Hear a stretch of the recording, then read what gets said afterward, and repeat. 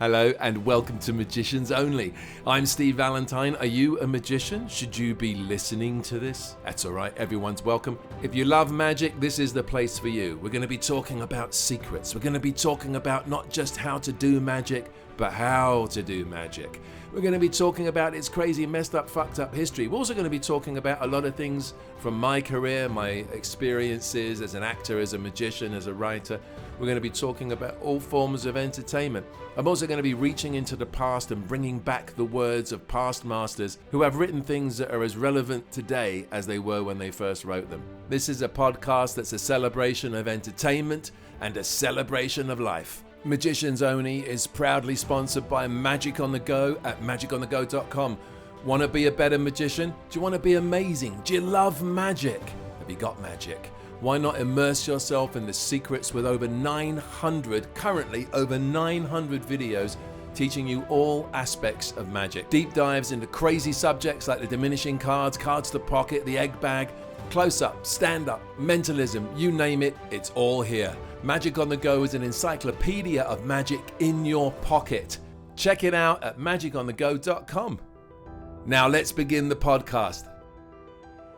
All right, Mr. Valentine here, and I am doing something a bit unusual. Today, in this week's episode, I am in the car and I'm driving to London. I'm driving from Toronto to London, but I'm going to London, Ontario. We're going to go to London, and we're going to go to a little pub there, which came highly recommended, called the Church Key.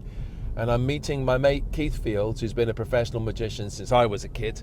One of my all-time faves. Keith was, when I was a teenager, he was the professional. He was the guy. Him and another magician called Simon Lovell were the professionals in the village. And I always admired him. I'd go watch him in Covent Garden. Just absolutely kill it doing the street shows. And then we ended up getting thrown together to do a few shows together, and hopefully we'll get a chance to talk about that. But Keith has moved to Michigan. He's got his own online magic business. He's got the Magic Soiree, which is a show that he does every week, and he is the epitome of the stand-up comedy magician. Like, everything he does is worked out. He's got all his gags, all his bits of business. He knows his routines backwards, and I feel like this is a style of magic that maybe we're getting away from in a little bit, with the advent of the single trick DVD, not even single trick DVDs anymore, is it? It's now the single trick downloads with the cool, fun bits of business. But people discover when they actually go to do shows, there's only so much fast visual magic that an audience can take. An audience still needs to be engaged with. An audience still needs to be entertained, and if all you do is look magic, it's going to get old very quickly. There's a reason that Shin Lim hired Colin Cloud to work his show with him in Las Vegas. It was very, very smart, very, very smart move. So we really need to be aware that knowing how to do a show, be it on a stage in cabaret, knowing how to handle an audience, knowing how to talk to a crowd, how to host an event. These are, in my opinion, becoming lost art forms because we also don't have we just don't have the audience. We just don't have the places anymore where we can go perform, where we can go learn our craft. And so part of this whole podcast is going to be, I'm also going to talk to as many pros as I can and get as much real advice, but we're going to do it in a different way. Right, here we go. It's Valentine here. And who am I with? Mr. Keith Fields. Mr. Keith, because he's English. That's with an F, right? With a F. Keith. That's a good Cockney F. Keith Fields. It's one name. Keith Fields. Right? It's Keith Fields. It has been said. It has been said. He's very much a Keith Fielder. So here we are. So we're going to have a magic conversation. I'm just filming the introduction on camera, but the rest of it's going to be audio. Audio only, because you don't want to see us eat. Not really. Because we usually take our teeth out. Yeah. It's not a pleasant sight, is it? I just remember that Mandy Knight, an old comedian in the UK, she says, old people love them or hate them, can't watch them eat. Can't watch them eat. It's like watching laundry go round in a front loader. I love Mandy Nice. Every now and Great again. comedian. And then like when you open the laundry too soon and then the all socks come just flying falls out. So then you've got little bits of meat. Anyway, so we're going to have this conversation. Check it out on the audio. It's going to be amazing with the amazing Keith Fields, and we're going to get into it in a little bit.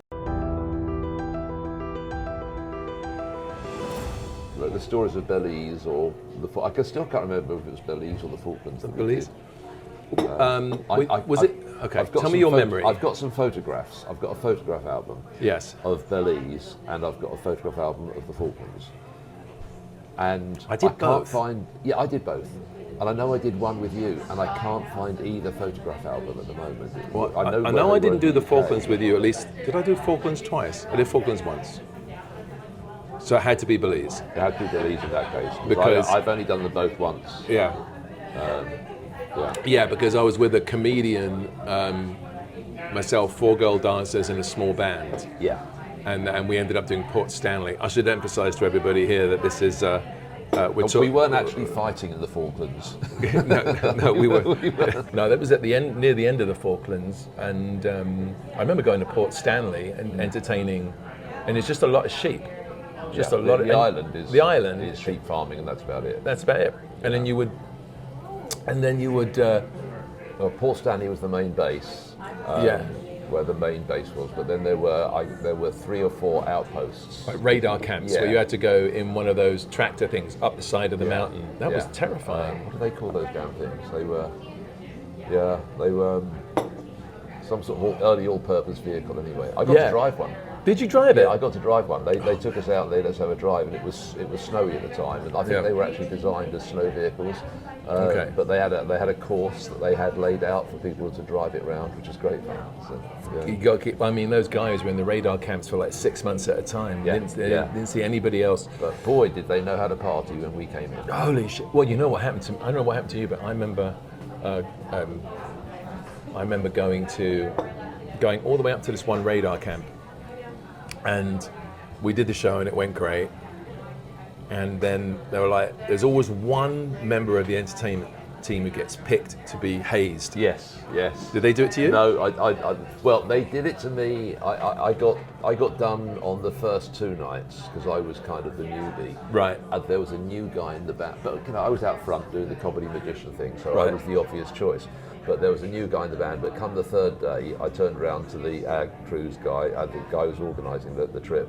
Yeah. And I said, look, I've had this twice. It's terrifying. It is honestly terrifying. So because I should tell everyone who's listening that basically what happens is you go to entertain the troops, you're in this space, and then they pick the person who's going to be hazed. And what the hazing is you'll have about 12, 15 soldiers who are hammered out of their heads. They'll pick you up. This is what they did to me anyway. They picked me up so I was face down, and they fly you towards a wall. Yeah. And they stop you about an inch before you get your vertebrae crushed. I saw, actually, this is something that didn't happen to me, and I was so relieved it didn't because it scared the living crap out of me watching it. But you can imagine you're being held face down like an aeroplane with your arms out. Mm-hmm. And there's a guy sort of holding to your arms and the rest of your body, and they literally run up the wall, and the guys on the front literally run up the wall. Their front 2 feet go onto the wall. So their feet are the spring against the wall that slows you down. Whoa. So it really is, to watch it, it's kind of quite incredible. Yeah, It was something they obviously practiced. I have a photograph somewhere of me about to be ran at the wall. I have photographs of the all-purpose vehicles. Yeah. I remember Port Stanley specifically because we spoke to a lot of the locals, and we were like, how do you feel? And they didn't give a shit who won, they just wanted to raise their sheet. Yeah. You know. And I just remember Port Stanley, the stage was something like 6 to 7 feet above the audience. That's right. It was super high. It was in the local sort of village hall. Yeah. Kind of the all-purpose hall. It was probably where the whole town council meetings and everything else. The whole town probably fit in there. It was the only communal building that they had. But that was an amazing experience. One second though, right? We're at the Church Key Bistro in London, Ontario. Yes, there is a London in Canada. There is a London in Canada. There's also a Thames. Yeah. We drove past like a Thames village or something. Yeah. But I drove into London and I just thought, Do you want to tell them or shall I?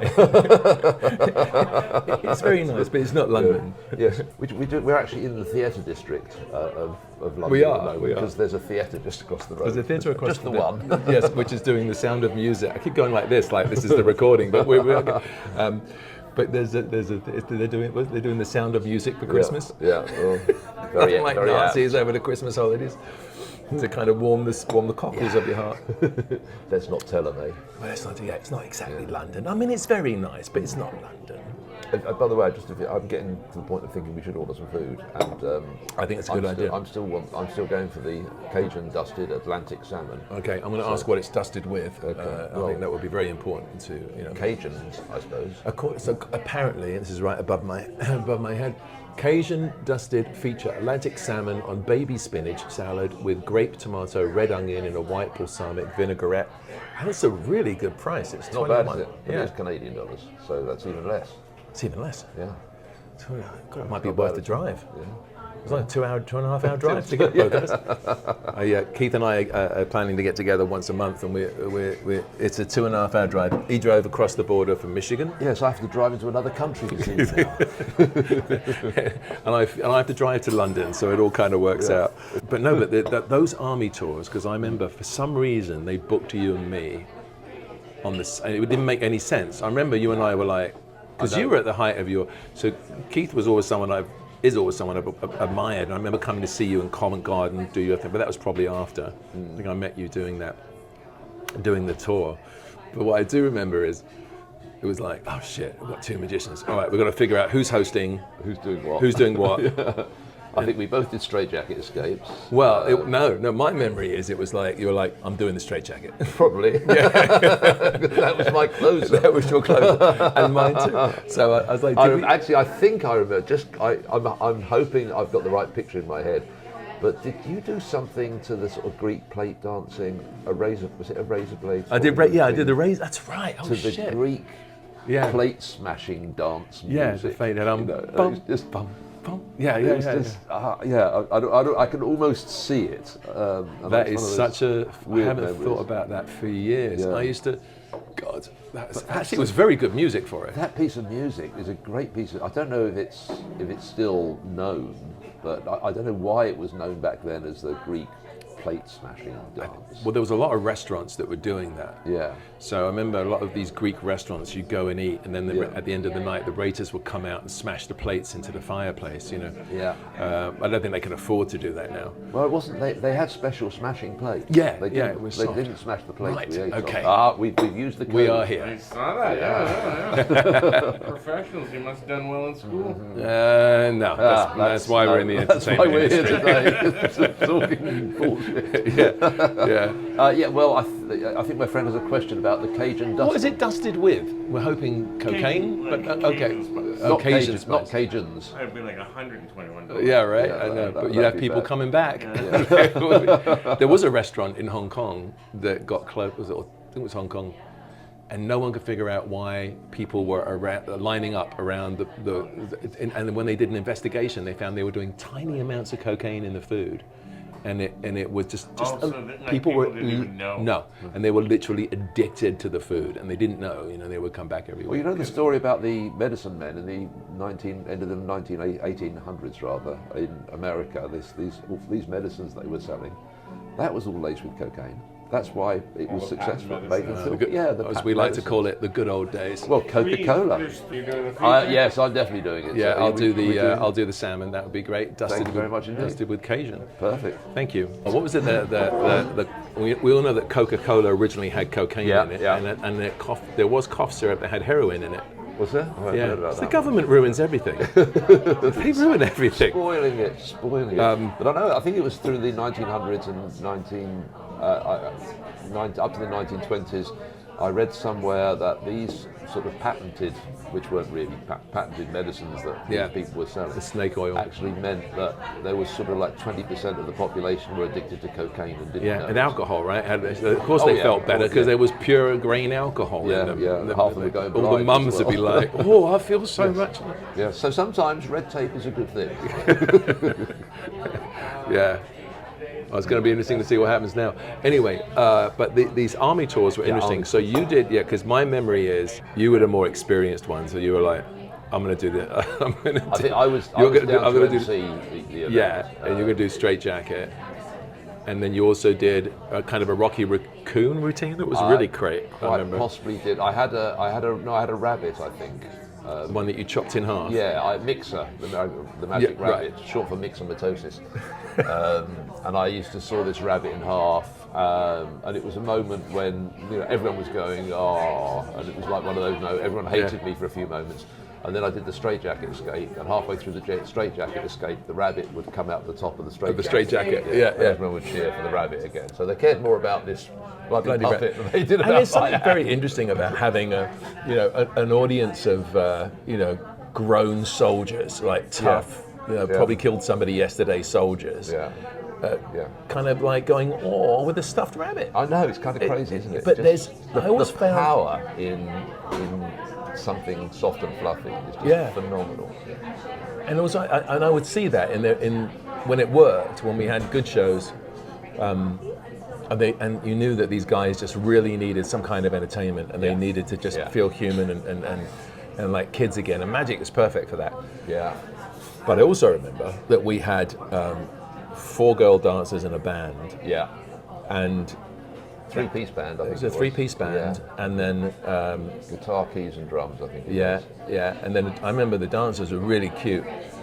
And then we had to go after the show. Didn't all the soldiers want to like meet the girls or something? Hang on a second. We got whisked. We're talking Belize. Yeah. So this was when we were in the jungle with the Gurkhas. Yeah. That's right. And this they were all. We got there and there was no one there. They were all up in the. Firstly, the building we went into was like it was just a wood frame with palm leaves on the top of it. This may be not your memory, but we walked into this place and we were going, where is everyone? And we looked up and everyone was sitting in the rafters. Oh, I don't remember that. I'm sure this was Belize, but yeah. It sounds like a Belize thing. Yeah. I remember that we did a show in Belize City, and we were staying in a hotel that had armed guards on the outside. So I was like, holy shit, where are we? Yeah. And then they recommended that we not go for a walk. Well, so this was Belize in the 19... This would have been 86. Mid 80s, end of the 80s, something like that. Yeah, late 80s, I think. It would have been late 80s, yeah. Because Belize is not like that now. It's now it's like you wish you bought property. Oh, we should have bought property back then. Yeah. But I remember doing a show, and my memory is I died on my arse. They hated me. I think half the audience didn't speak English because they were Gurkhas. We did have one that was Gurkhas. My memory is going into the jungle. Yeah. And realizing that we had the same audience because they'd just been transferred into the jungle that morning. That's right. And so if they hated me on the first day, they double hated me on the second. But, like, that was brutal. That's the sort of thing that happened out there. And half the audiences were Gurkhas and didn't speak very much English. They don't speak English. I think I got away with it because I seem to remember with my ex-street background, I had a whole lot of mime stuff. Oh right, yes. That I had. Because you're a very physical comedian. And that, when I was younger, I was a lot more physical as well, running into the audience and doing silly stuff. And I know that carried me because the Gurkhas, when we got to know them, were fantastic. Yeah. Did you go fishing with them? I didn't. This was fun. Again, those weird experiences that you only have suddenly when no one invited me fishing, Keith, because they hated me. I just went for a walk by myself, and I saw these guys crouched down by a stream and didn't know what they were doing, and they were literally fishing with bent pins and little bits of bait for little, what I would call a stickleback, a little tiny fish 2 inches long in the stream. Yeah. And they were gambling and timing how long they had to catch as many fish as possible.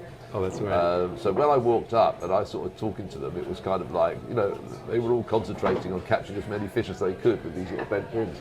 And it was fascinating to watch when I realised what was going on.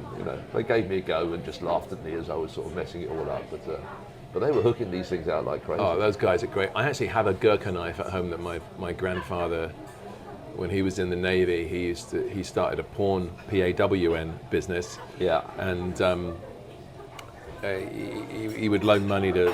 He was in the Navy, so he would loan money to sailors, and nobody ever paid him back. So he used to have he had this room in his retirement just full of crap, like shavers and knives and guns, and I still have one of the knives now, which I use in the rice trick. You know, that's an original. I think he got that in India.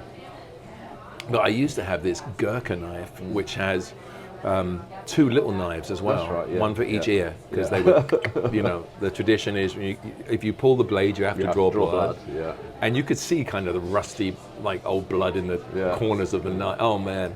I think my granddad was like, you can have that. Thanks. Sort of things we give to our grandchildren nowadays. Like 10 years old, we've been given Gurkha knives. But there was a story. Anyway, to finish that, what was interesting was I remember we got whisked off into sergeant's mess or the officer's mess. Yeah. Apparently the soldiers were like revolting, and they wanted to meet the girls, and it felt like a bit dangerous. Yes. And I do recall so that. the Gurkhas surrounded the mess because it was paratroopers, right? No, it was 2 para who were known to be a bit outrageous. There's another part of that story. There was a sergeant who heckled me. Yeah. And he was the guy that turned around. I was at the time I was working comedy clubs and street stuff. Right. I was bulletproof. If someone heckled me, they were definitely going to lose. Yeah. And I had a microphone. So anyway, I had this whole thing, and this black sergeant was like not particularly popular, but ruled with a rod of iron. And so I was putting him down. The guys were all laughing, but I obviously said something that really upset him. And he stood up and he said, "Yeah, you can be funny now, mate, but you've got to sleep here tonight." Now, In the middle of the jungle. you're in the middle of the jungle. In Belize. You're entertaining soldiers, and like the big sergeant shouts that at you, and it's just like, Oh, it's terrifying. now, it could have been awful if it wasn't for one of the Gurkhas coming up to us and saying, "We've been wanting to have a go at this guy for ages, so we're going to be watching your..." We were sleeping in a shed. We didn't have a hotel, it was just a shed. Yeah. And he said, "We're going to have guards outside your shed because we're desperate to have a reason to have a go at this guy." It's so interesting when that happens. That happened to me on a cruise ship. I had a A big sergeant that heads up the paras comes and threatens you. similar personality. That's a bit weird. Same personality. The chief purser on the Carla Costa was a complete arse when I was working on the cruise ship. And he was, I don't know why, but he didn't like me, and he made no bones about it, and everybody was terrified of this guy. And I remember him telling me to do something, and I was 18 and arrogant. Maybe that was it. I was just 18 and arrogant, you know, and I was just like, don't tell me what to do. I was happy to get off the ship at any point if people, I was like, fucking send me home, I don't care. Because they wanted me to call bingo at one point and be up in the morning to greet guests, and I'm like, no, I'm doing magic. That's it, that's why I'm here. I'd done Butlins, I'd been abused, I'd done the holiday camps, I'd done 18-hour days, and I remember that we got into a verbal, which was like a no-no, argument in public on the ship while we were at sea. Right? Ouch. Yeah. And I had a knock on my door that night, and it was one of the, as you know, there's levels on cruise ships, right? There are certain crew that you never see, and they're way in the bows of the ship, and they're usually kind of ex-cons. 4 or 6 to a cabin. Yeah. And a lot of them are ex-cons, and they can't get work anywhere else. And so it was this guy from down below, and he was like, "We hear that you had an issue with the chief purser, you know." And I was like, "Yeah," and they were like, "Do you want us to take care of him for you?" Because the guys have been wanting to have a go at him. Same thing. They were like, "We hate this guy. We just need a reason." Yeah. And I was so, you know, I'm a teenager, and I'm like, I was like, So you're tempted? Yes. Well, of course. When you're a teenager, You know, I'm like, well, what are you suggesting, and what will it cost? You know, I wanted to know the details. And the guy goes, well, there's it's almost like there's a laundry list of things we can do. You know, the highest being we can push him off the ship. The lowest being we can trash his room or something. He said what we would recommend is a blanket party. You know what a blanket party is? So it doesn't sound like it's going to be fun. No, it's not fun for him. What you do is you knock on the cabin door, and then you hold up a blanket so that when he opens the door, he can't see who's there. Yeah. Then you throw the blanket over him, and you beat the crap out of the guy, and then you leave him. So he's got no idea who attacked him. Yeah. And I'm standing there, and I'm thinking about it, you know, and I'm like, because this guy just like, and I'm like, how much would that cost, you know? And it was like, get the guys a case of beer. It's awful. And I was tempted, you know, but Yeah. I decided against it because I think that was one of your better choices. It was one of my better choices. I mean, life would have been better, but no. Yeah. But that was yeah. But I remember flying into the jungle for the show. Do you remember they opened the back of the helicopter? God, yeah. And then because they love to terrify muggles, don't they? Yeah. Soldiers. Anything possible. Yeah. And they, I remember they opened the back of the helicopter, and if you wanted to, they would strap you to it. That's it. And So that you could just get this feeling like you're flying. And then they would fly right up to a waterfall, if I remember rightly. They kind of took it, you know. There was even, when you did the Falklands, I remember when we got there, they just had a Chinook helicopter crash. yeah. Yeah, and they delighted in pointing that out to us. And then we went on a Chinook helicopter up As to the we army were, base. yeah. What sort of helicopter is this then? Oh, same. Same. Yes, they offered us a ride in the jet airplanes. I didn't go up. I didn't No, I want to do wasn't it. offered that. I want to say thank you. Anyway, I just remember not, but I kind of wish I had done it now. Yeah, The guys yeah. that went up was like, it was amazing. You know, to go up and they were like throwing up, but they said they're an amazing I time. remember this is the crazy sort of situations you get into when you're out there. We were being shown around the aeroplanes and they were working on them. Yeah. I don't think they were actually flying them at all at the time, whatever. But I asked, and he said, "Have you got any questions? Ask by all means." And I said, "Well, how many planes have you actually got based here?" And this guy goes, "Oh, I can't tell you that for security reasons." And I go, "Fair enough." And then the sort of the big man comes up because he was delayed, so we were being shown around by Right. one of the other guys. The big man comes up, who's the commandant or whatever he is, I don't know what they call them.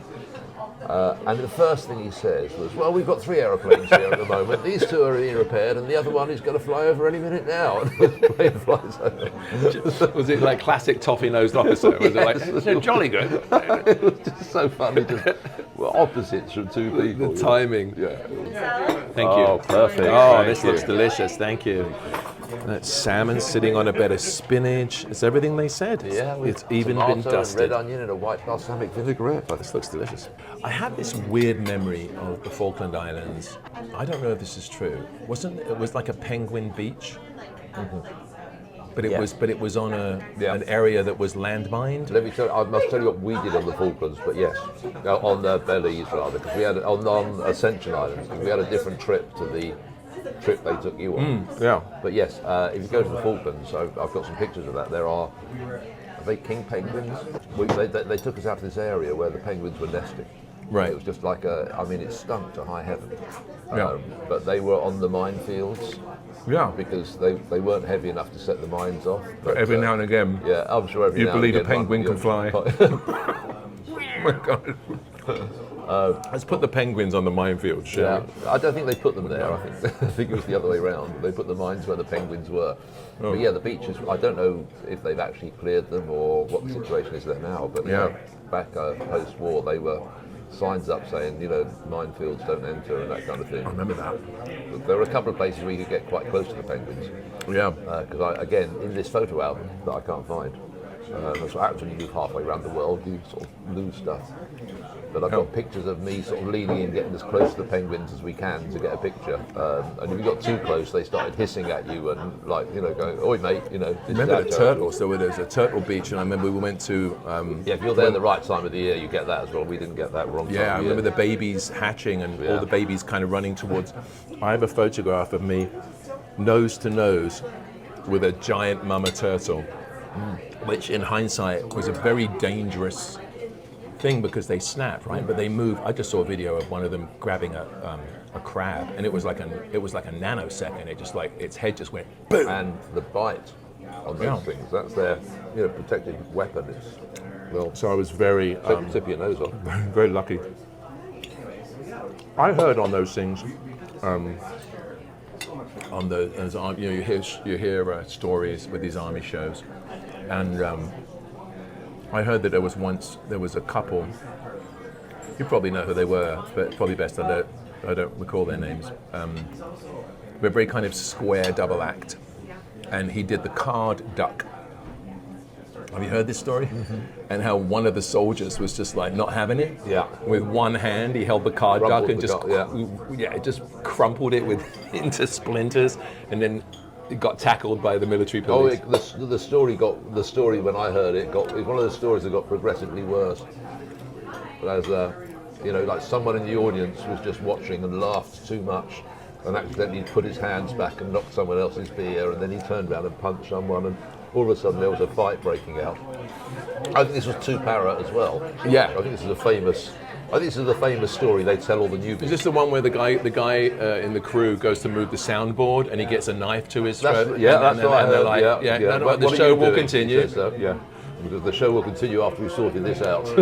I heard a great story about Seabrook, where he was doing the Belize gig, Terry Seabrook, and he'd had a shitty performance like I'd had, and he was really depressed in the hotel bar. And he's like, I can't take it. And he went outside. There was a little dock just outside the hotel. And the story I heard was he really gets upset in the hotel and he storms out. And then you hear a splash of water. And everyone ran out. And his clothes were on the dock. And there was a note. And it said something along the lines of, I can't take it anymore. I've decided to end my life. By the way, your card was the 3 of clubs. Something along those lines. This is a Seabrook thing to do, you know. Those trips were both an incredible honour. Yes. And you never knew what was going to happen next. No. Still, like you said, it was great to entertain those troops, and it was an experience. When you were doing Covent Garden, was that your? Because I have a huge respect for street performers, because I feel like the audience pays with their feet, right? Like if you're no good, they're going to walk away, and so it's the hardest. You've got to pull the crowd. You've got to decide if they're any good, if they're worth keeping. Yeah. Right. That was something that surprised me, because Billy Gidd told me about that. She goes, yeah, there are times when you want to kill the crowd, you want to get rid of them because you know they're going to suck, or you know they're not going to be tipping. Yeah, very much so. You get a feeling about a group, or you look at who you've got, and if you've got a group of kids, you've got a school teacher on a school trip, and you get a group of kids in front of you, you know you're not going to get any money out of them. So I'd just be nice, show them a couple of tricks, and go, thanks very much, have a nice day, and push them away, because they're stopping the adults joining. No one's going to join an audience of a load of kids to watch a street show. But you did Covent Garden, which is like the most famous one. So when you were doing it, was it organised where you had to sign up, or was it whoever got there first? No, well, yes and yes. It was organised. There were 2 main pitches when I was there. There was the inside pitch and the outside pitch. It was all nice and simple. We named them ourselves. The outside pitch was outside in front of the church, and the inside pitch was a covered over pitch which had a kind of a square of seats around it. So those are the only 2 pitches that existed back then. The outside pitch, you signed up on the day on a first come first serve basis. So I had a Volkswagen camper van. Did you? I did, and just round the corner from Covent Garden there was a convenient parking meter which was broken. The top was missing from it, and it was missing for quite a while, and it was kind of there were 2 of us that had camper vans. It was also raised. Were you the one who took the top off? Was it you? No, it was always off. Did you conveniently remove it? That's what I would have thought. But so that was the prime thing, and we parked the bus there, and when I'd get there, I'd sign up on the list, and I'd be sitting inside making a cup of tea in the little bus and thing. So I had it kind of quite nice, but that was kind of quite fun and quite easy. On a Saturday, if you wanted a good spot, you'd have to be there at 5 o'clock in the morning. Yeah. I had to sign up. Now the inside pitch was booked out a week in advance, and it was like you. Is that the one that was downstairs? Yeah, that's right. Where all the cafes, it's the not restaurants? downstairs. That's now I think the classical music or the opera pitch. Yeah. That one didn't exist. That existed. That came on later. But the inside pitch, you signed up a week in advance, and you were allowed 4 half-hour pitches for the week, and it was all done on a draw basis. There's now Magic Corner, which is another pitch, which is sort of just for magicians. Which is kind of nice because it's a smaller pitch, smaller size, and that wasn't allowed. We would have called that fly pitching back in the day, pitching on an unofficial pitch. But nowadays, it seems that Magic Corner is an established part of the Covent Garden scene, and magicians, like There's a place where all the human statues stand in one particular roadway and things like that. It's kind of weird how things become just accepted and traditional, and that's the way we do it. But there's always been problems, and there's always issues between the street entertainers and the local council and the owners of the market. I hear that there's an app that I started using, Busk. Was it busk.co.uk? So that, because now people don't have cash anymore, so you have like a QR code so they can tip you. Yeah. And the great thing about the app is it can, depending on where you are in the world, you just change the currency of the app and it goes through their system and then gets paid out through Stripe to you. That's good. Which is fantastic, because now people can just, and so it comes up on there, it never hits your phone. Yeah. They will scan the QR code, you have like a suggested $10 tip, but you can add more if you want. Yeah. And a lot of the entertainers are using those now. Which changed the whole makeup of what you're trying to do. I was passing through, we were over on vacation there in the summer, passing through. Yeah. I saw a guy playing classical guitar, and he had a couple of, the pull-ups, the advertising pull-up things. Yeah. He had one of those behind him with his name at the top and a QR code for donations. Yeah. And it was like the most dominant thing in your sightline. If you take a picture, you are going to get a copy of his name, his website, and his QR code to make a donation. Which will, every time you open that picture on the camera, the QR code is going to come up. Which is brilliant, right? So it's kind of a good idea. I'm seriously thinking of doing the same thing for the Magic Soiree, is bunging the QR code on that backdrop. Yeah. So people take a picture and they've got the... Well, the guy that owns Busk, the app, who's been developing it, he will often send out emails detailing the latest battle with the local government, and it's not just the local government; it's like the country's government. But I think this has been the history of street performing. When I listen to Percy Press, who's got those wonderful tapes that Martin Brees interviewed him about his career as a street performer. Punch and Judy, wasn't he, as well? Punch and Judy. Yeah.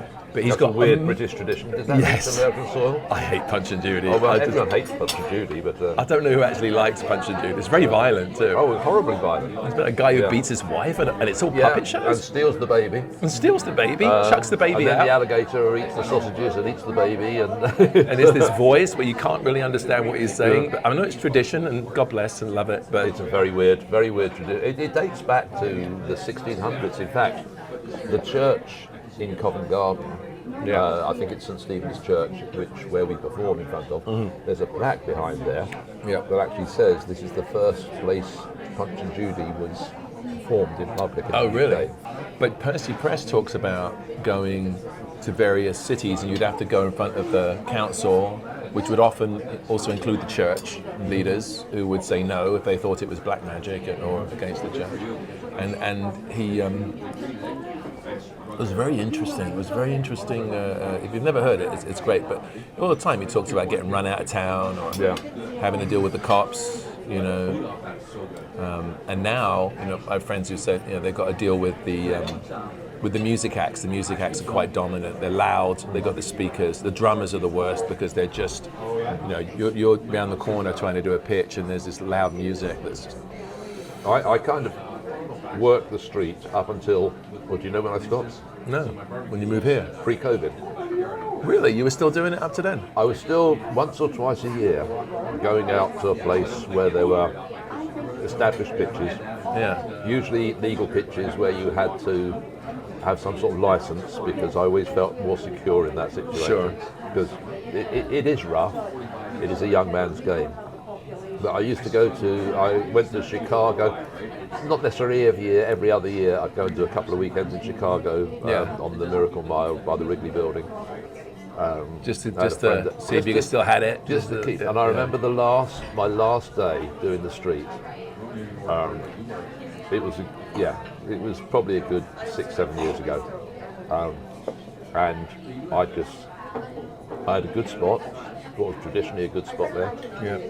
I couldn't get a crowd for love nor money, and it's the sort of place where you don't do one big show and call it a day. It was a place where you do rolling shows. It was that kind of a setup. I had nothing. I just couldn't. I didn't know what was going on, And I was there for about 2 hours. And, you know, just talking to people, pitching at people, and, you know, they just couldn't manage to build an edge.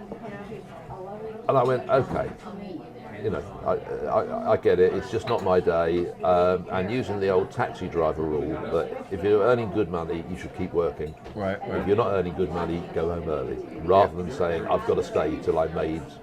So it's not your day. And not my day today, I'm not in the right place, I'm not in the right state of mind.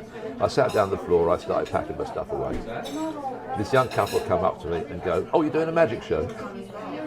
And I go, I wasn't really, to be honest, I was just packing up, but I hadn't packed up my main stuff. I was just sort of sitting down, sorting down. Yeah. So I said, I'll show you some stuff. I started showing them some stuff, and some more people arrived and started watching, and some more people started watching, and all of a sudden I had a crowd.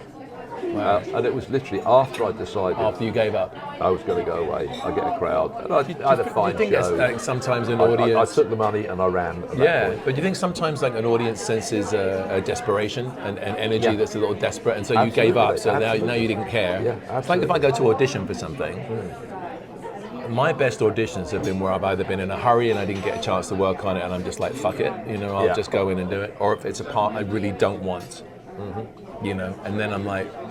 Yeah, no, absolutely.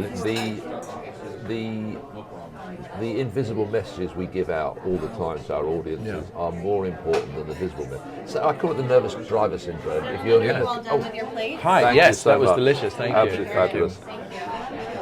If you get in the car and the driver's a bit nervous, you want to get out and walk. Yeah. You don't want to sit in the It's car. a chemical thing too. Whatever Yeah. these invisible pheromones are that we're sending out and the audience can smell, you know, that we don't know.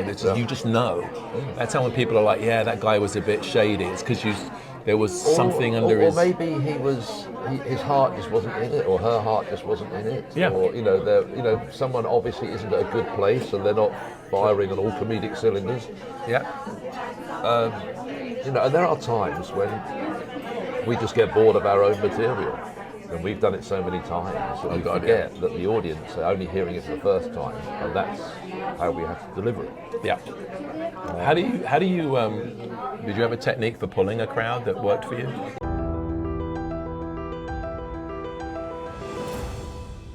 Well, that seems like a really good place to end this week's episode, doesn't it? A bit of a cliffhanger. How does Keith Fields pull a crowd in Covent Garden? Why don't you tune in to the next episode and find out, and there's going to be a lot more to learn as well. I hope you like this week's Magicians Only. I kind of like this idea of having conversations over lunch and dinner. It's really interesting. People really do relax and spill the beans. We might do more of these. I don't know. But until next time, my friends, I'll see you on the inside. And this has been another episode of Magicians Only. Researched, written, recorded, learned, polished, edited, uploaded, paid for and fed and cooked for, encouraged, yelled at, spawned, gaslit and shagged by yours truly, Steve Valentine. As always, Magicians Only is sponsored by Magic on the Go, an encyclopedia of visual magic in your pocket. And by the way, if you're interested in street magic, there's a giant masterclass on just that subject on Magic on the Go. Not only do we discuss street magic techniques and tricks with some experts, but there's also a deeper dive into the incredible hat and turnip trick, which was made famous by street performers like Dick Turpin and Percy Press. It's well worth checking out and joining Magic on the Go just for that. Come join the movement, join the club, and see what's going on the inside. If you like Magicians Only, you're gonna love Magic on the Go. Trust me, it'll make you a better magician. Magic on the Go. Learn to amaze anytime, anywhere.